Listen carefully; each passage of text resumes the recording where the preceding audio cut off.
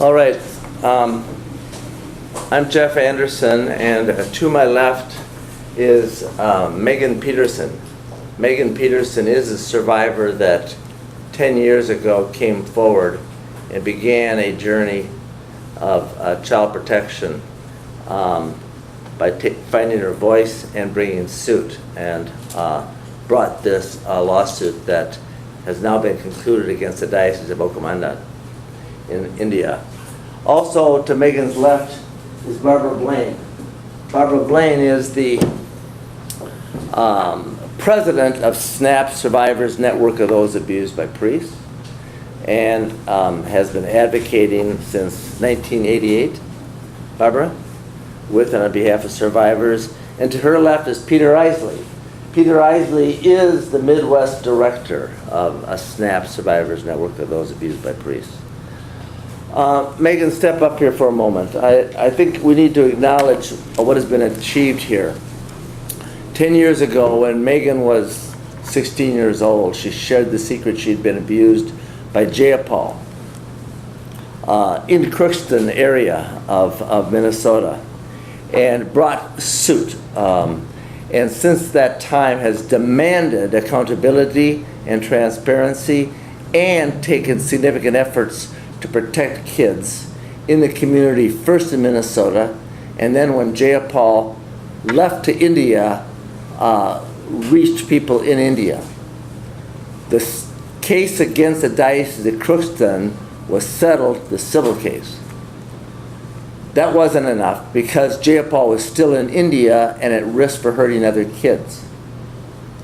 Megan cooperated with law enforcement, causing Jeyapaul to be extradited back from India to be charged criminally with criminal sexual conduct against her and another young girl, and was ultimately found guilty and pled guilty in Minnesota, sent to prison, and then deported back to India. That wasn't enough, because in India, Jeyapaul continued to be given the powers of the priesthood by allowing him to continue in ministry. And when Megan learned that he was still there, at loose and at large, she said, that's not enough. Kids are at risk, tens, if not hundreds, in the area in which he had been allowed to minister in India. So she brought a case against the Diocese of Utakaman, and a nuisance case. And a bishop in India had never been sued before, and this case was brought by her because she wanted the kids to have been protected. She demanded answers. She demanded his removal, and as a result of those demands and this case that she had the courage to bring against that diocese in India, that bishop and the Vatican, who's allowing him to continue, I might add, have now reached a settlement with Megan in this nuisance case. And they have agreed that Jeyapaul will not be returned to any kind of ministry. They have agreed in writing that Jeyapaul does not and will not have access to any youth or young persons anywhere, and particularly in India. They have agreed that Jeyapaul's faculties, that is, ability to minister, are taken away altogether. They have also provided and agreed that every year they will give Megan status updates on where he is and what he's doing, where he's living and what he's doing. They have also agreed that semi-annually they will also give us every 6 months any information about him, correct? Mm-hmm. And they also will continue to do all of these things up until they have no power over him, and that is once he is defrocked and absolutely removed from the priesthood. It's called laicized. And it is because of Megan's courage that she began to find that voice 10 years ago, and her persistence, that this major step, this unprecedented outcome has now been achieved. And it is a testament to your courage, Megan, and those who have been with you in this support of journey. Megan has brought this case, her case, and this cause of child protection, not just to Minnesota, not just to the diocese in India, but across this nation and to the Vatican, and you'll hear more about that.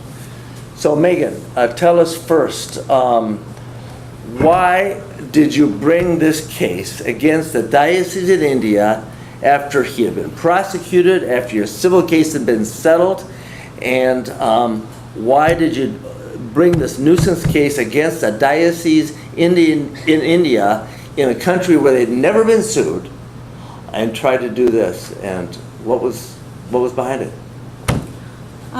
Well, I guess it started out, every case I've ever brought, I've always thought I was hitting the end, right? I always thought that would be enough. We sued them. I filed criminal charges. He was extradited against all odds. Spoke at the ICC. We've spoke at the UN twice. You know, and then I find out after he is convicted, which is a rarity, right? This is 10 years after he committed this kind of offense against a minor that he's convicted and deported. The Vatican reinstates him, puts him back into ministry.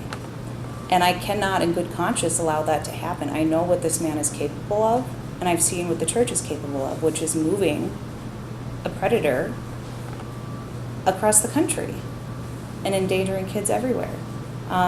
So I knew at that time, I didn't know what we could do, but something had to be done to save the children in India that would be in harm's way. And Megan mentions that she took this action to help save those kids in harm's way in India, but before that she had also filed a complaint in the ICC, the International Criminal Court, and traveled across the globe exposing Jeyapaul, the diocese, and the Vatican's involvement in the international movement of this priest and others like him. So this is just one more chapter in this journey. For you, Megan, they've agreed to all these things as a result of this unprecedented action. Is this enough? It's not. It's not enough. I can take this as a victory today. I think the children in India will see this as a victory today. I think SNAP and the survivors movement sees this as a victory today. But the problem is, and the question that's not being answering, is why the Vatican reinstated him, a convicted felon. And that question is still left unanswered. This is a systemic problem within the Catholic Church that has been documented and going on for years. So no, I do not think the work is done. And based off of every wall that we've hit, every breaking point, this isn't the end. Something else is going to happen. So Megan, stand aside, and Barbara Blaine, the founder of SNAP, Survivors Network of Those Abused by Priests. What say you about this journey and what has happened here today? I want you to stand right up here. Thank you, Megan. Thank you, Jeff. I must say it's an incredible honor for me to be standing here today with Megan Peterson, who is clearly one of the most courageous survivors that has ever been a part of the SNAP organization.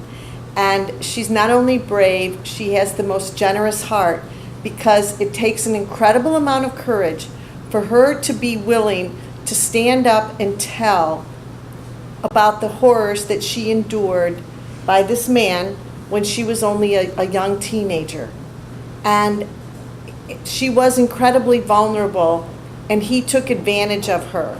And for survivors to be willing to tell, it's actually probably one of the most difficult and painful things anyone can ever do in a lifetime. And Megan has been willing to tell what happened to her, which is so embarrassing. It is so painful because you can't tell without reliving those horrors. And Megan has been willing to do this not only once so that she could bring a lawsuit, but she did it to police officers and detectives. And she continued to do it with other survivors to human rights officials at the United Nations. And she's willing to tell the reporters, and she's been willing to tell attorneys and advocates and experts at the International Criminal Court. And she's continued to do this because she wants to make sure that this man doesn't do it to any more children. And then as Megan has been speaking out, she's been realizing that her perpetrator isn't the only one, and there are others too. So she has been incredibly generous to keep spreading the word. And I'm one of those survivors too who was abused, but I didn't have the courage that Megan had at such a young age.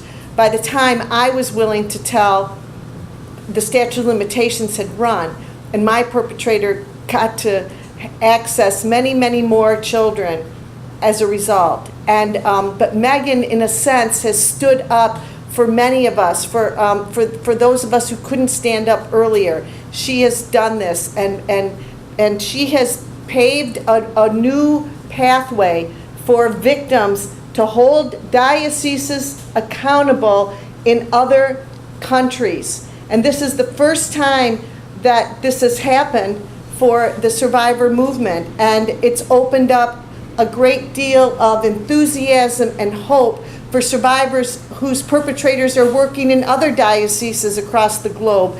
And all I can say is that all of them better beware, because Megan started something, and she's going to be there to assist the survivors every step of the way to hold perpetrators and dioceses accountable, because too many perpetrators are being transferred to other countries and other dioceses, and the Vatican won't stop it. So Megan and victims like Megan are going to, and because what's at stake is the safety of children.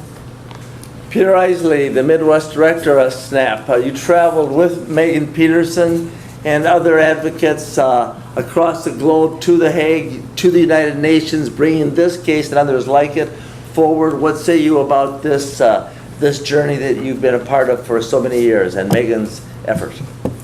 Thanks, Jeff. I like the what say you. That's got kind of a... Yeah, you like that? I do, I like that.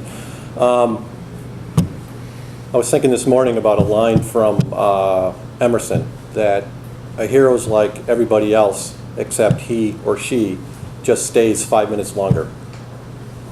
And you're looking at someone that stayed 10 years longer. I don't know how many minutes that is. That's a lot of minutes.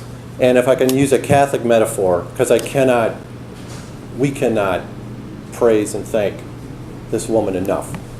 Right now there are children in India that are going to not endure the terror and the trauma and the horror of being raped and sexually assaulted by the person that represents to them and their family God himself or herself, right? Because of this woman right here. And they'll never know it. There are families in this country and in India, they might be Catholic families that don't understand what this is all about, that might not like what this is all about, and yet their children are going to be safe because of what this woman and other survivors are doing. And that is a very secret blessing that she has given to all those children. And she is basically, if I can use a Catholic metaphor, she is our Joan of Arc right now. And as all these guys, right, and a survivor said this to some of us yesterday, describing her this way, as all these guys, right, these priests and bishops and offenders were gathering together or whatever, not doing anything, Joan got on her horse, took her sword of truth and justice, and rode out. And her, you know, I know her story, I know her well, growing up in this small town in Minnesota. This whole story, which has this international reach, right, which all these stories do. And she took that sword and that sword of truth and justice reached itself across continents and oceans. Think about this. Into the center of the Vatican in Rome itself, right? And brought that truth. So this is really a great day of celebration as well for children and for survivors. And she has kicked the door open. She has kicked another important door open. And I'm confident, we know there's so many more Joans and Jims of Arcs out there. And we want them to find us and come forward, because the law's here to protect children. That's what the law is about. An attack on children, a structure that protects those that attack children, is really attacking the basis of the law itself and attacking civilization itself and what civilization is all about. So, And the settlement of this federal lawsuit against the diocese in India in itself is an achievement, but as you said, Megan, it isn't enough and it isn't the end. The peril that Jeyapaul and the practice of the Vatican and the bishops in permitting him to be and remain in India after having been sued, after having been convicted, and continuing him in ministry just represents the peril that is present and real across the globe. So this action by Megan today is one step forward towards those kids in India in the proximity of Jeyapaul being protected in a way they never would have been but for her.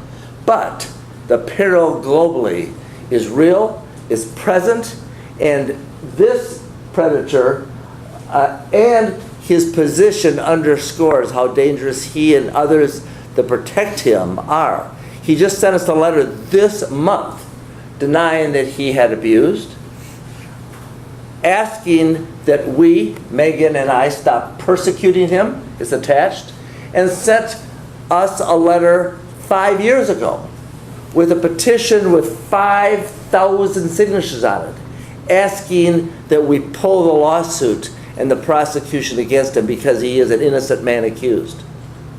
That represents the peril, and it's not just one man, it's not just one diocese. It's every bishop, every diocese going to the Vatican across the globe. Megan, tell us what else you want people to know about what you did here and where you go from here. I guess this just feels like a really landmark effort, a new door opening for survivors, and that to me is so important. My goal from here is to keep reaching out to survivors, especially those in India. This is the first lawsuit that was ever filed against the Diocese of Uttarakhand. I want survivors there because there are plenty, to know that there is hope. There's a way to seek another form of justice. We can't get back the years that we lost when we were abused, but we can take some of our power back by speaking and moving forward and holding those officials accountable that keep subjecting children to the same outcome. It's my hopes to move forward collectively, because this is not, as much as these very generous people are standing here and congratulating me, this is not a Megan Peterson effort. This is a collective movement. This is a movement that has been going on long before I was abused and will continue to go on long after I'm gone unless we try to hold the Vatican accountable. And I think that is the next step forward, trying to break down these walls and these barriers that are put in place by the Vatican and other church officials so that children can be protected and no longer abused. And thank you for those comments, and particularly for blazing a trail that now is open to other survivors and advocates to follow, because this is unprecedented. It is an international action brought here, originating from the Federal District Court here and her courage, and has never been done before in India, and now can be done across not just this country, but across the globe, to protect those kids that need people like you to find your voice, take action, and never give up, and be relentless and persistent, which you've been. Well, thank you, Jeff. Thank you. Questions? So what door would you say has been opened or precedent established here?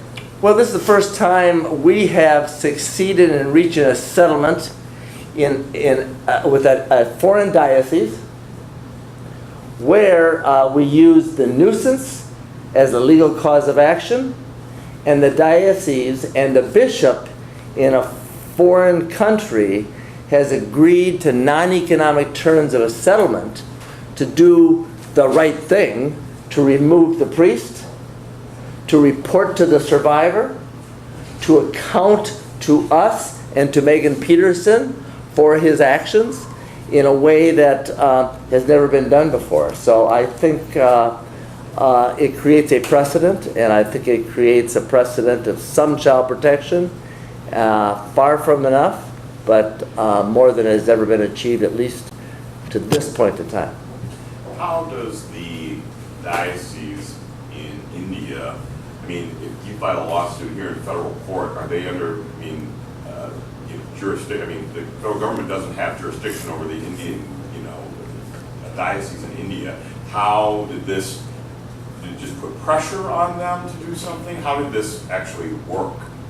Well, the question is how do we get jurisdiction, the power to get the Diocese of India to do something, and by reason of the lawsuit that Megan filed against them, and which we served through the international courts, upon the bishop, when the bishop received it, they had to answer it, or we're going to get a judgment against him here and go to India to enforce it. And that in itself made them answer. And then, once they had to answer, then they had to react, and they were forced to ask us, what do you want? And what does she need? And we said, here's what you need. All 6 of these things that are included in this. These are terms that she wrote. This settlement are things that she wrote, that she needed to feel better, to know that something has been done to protect those kids in India from that predator and this practice. So that's how it happened. If I can say something, Joe. People have a hard time understanding the complexity of all this. I know I do, we all do. But I think simply put, it's like this. In the Catholic Church, every case of child abuse and molestation and rape, no matter where it takes place, is an international case. Every one of them. Because in the authority structure of the Church, ultimately the direction in the law is coming from the Vatican, which is a sovereign state. At least we recognize it as a sovereign state. In the United States, Pat would know this number, you guys would, but the confirmed number by the hierarchy of the Church, so this isn't allegations, this is their confirmed number of how many clergy have sexually assaulted and raped children over the past decades, is nearing 7,000, I think. Isn't that the... Yeah. Okay, so we're nearing... These are confirmed. So we're talking about 7,000 rapists, child rapists basically, who've been moved around to dioceses, moved out of different states, moved out of different countries. Now, the United States is about 10% of the Catholic population, I think. So if you take those numbers, what we're really talking about right now is probably maybe 35,000 clerics around the world that have sexually assaulted and molested children. And you really need to think about this because it's inside of a global network. That's why, and their law allows this, because it's the only organization or profession that I know of in civil society, that any of us know of, where you can rape and sexually assault a child and working with families and then remain in that occupation and work with families. Think about that once. And that, no one intends it, but that in a way makes the clergy, that profession, one of the most dangerous occupations in the world. Because it's built into their law that you can do this, right? That's the problem. So what Megan's doing, so importantly, first of all, internationalizing this, it shows that every case is an international case, really. But it also shows that the Church needs to change its laws to conform with the laws of civilization, with the laws of society. That's what we are asking for. And everybody should be asking for that. They should be asking for that. They should be doing that. That we want them to succeed at protecting children. Why wouldn't we want that? But they are never going to succeed if they don't change their own laws and their own structures. And if they won't change it, we've got to bring the laws of civilization bearing down on them until they do it. Because that's not a negotiable point. That should be a non-negotiable point for all of us. And Megan has just moved it forward. So this success is going to lead to more success. It isn't over with, but this success is going to lead to more success. I don't think anybody here has any doubt whatsoever about that, right? And Megan, this success began with a journey 10 years ago. And every day since 10 years ago, when she first brought the action that she did, he has been a priest wearing a collar, allowed to minister and be at large, first in the U.S. and then in India. And when he wasn't in prison, he was accessing youth whenever and however he wanted to. Today, he isn't given that permission and he isn't given that access because of the choices and the courage that Megan Peterson has had and the survivors that have walked that path with her. So to you, all the survivors, and to Megan, we're grateful for that. And the kids who are saved by it will never have to say it. Thank you. So the message to people, other abusers who leave the U.S. and continue to minister in other countries is? We're hunting you down. Any priest and bishop that has permitted them to continue to offend the children in this state, in this country, or anywhere in this country, we are on the hunt. And Megan Peterson and others like her along with us will continue this journey. We are on the hunt. And we will continue with vigor and rigor until we know those kids who are at peril by those bishops, by the Vatican, and the offenders that are being protected by them are hunted down, persecuted, exposed, and the practice changes. Work to do. What's your estimate on how often this occurs? Every hour of every day, there are children who have been and will be violated by the practices employed by the dioceses across this country and across the globe, and the practices they're required to follow by the Vatican to this day. Thank you all.